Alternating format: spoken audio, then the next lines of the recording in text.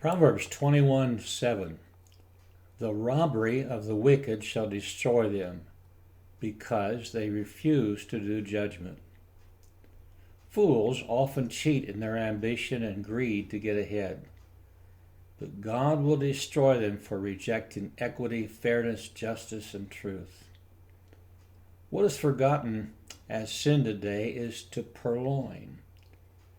Titus 2, verse 9 and 10 speak of this. It says, exhort servants to be obedient unto their own masters, and to please them well in all things, not answering again.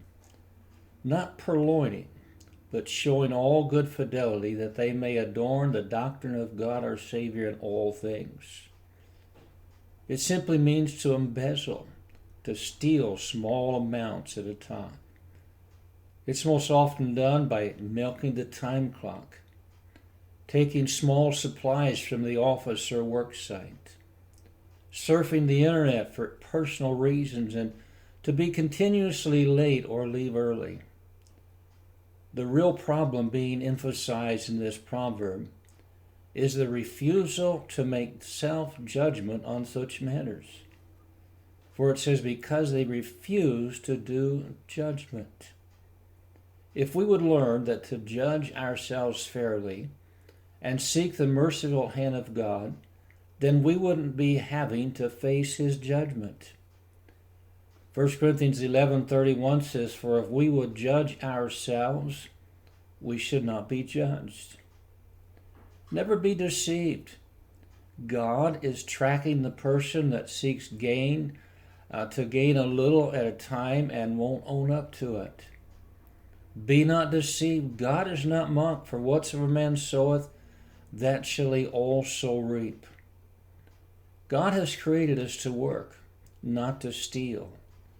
In Exodus it says, 6 days thou shalt do thy work, and on the 7th day thou shalt rest, that thine ox and thine ass may rest, and the son of thy handmaid and the stranger may be refreshed.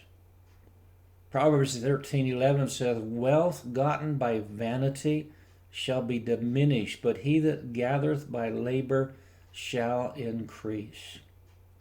Not only does God expect us to work, he expects us to be diligent in that work.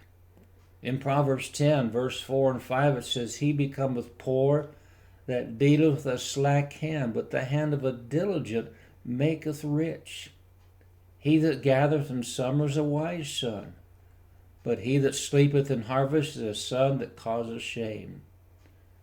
Proverbs 13:4 says, the soul of the sluggard desireth and hath nothing, but the soul of the diligent shall be made fat. And then again in Proverbs 21:5, the thoughts of the diligent tend only to plenteousness, but of everyone is hasty, only to want. We need to follow advice found in Ephesians 4:28. It says, let him that stole steal no more, but rather let him labor, working with his hands, which is good, that he may have to give to him that needeth.